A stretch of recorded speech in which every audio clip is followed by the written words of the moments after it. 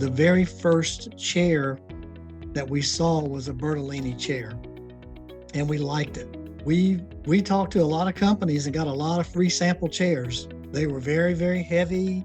The fabrics weren't what we wanted. The weight of the chairs really played a huge part in selecting Bertolini over the other ones. We have a multi-purpose sanctuary. Every Sunday after services are over, we have to take those chairs and stack them, move them. We have a Sunday evening children activity called Awana in that same space. And then the next week, the chairs have to be put back, set up for Sunday. So there's a lot of work, and weight was a contributing a major factor in the chair selection. So when you all bumped up against some of the competitors, they were way too heavy, way too heavy.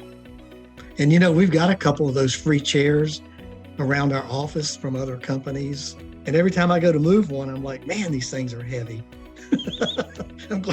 I'm so glad we didn't get them, because they're just terrible to move. We actually got a sample chair. So we took it to one of our business meetings here at the church and set it out and let everybody that attended sit in the chair, and everybody liked it. They liked the comfort of the seats and the width compared to what we had.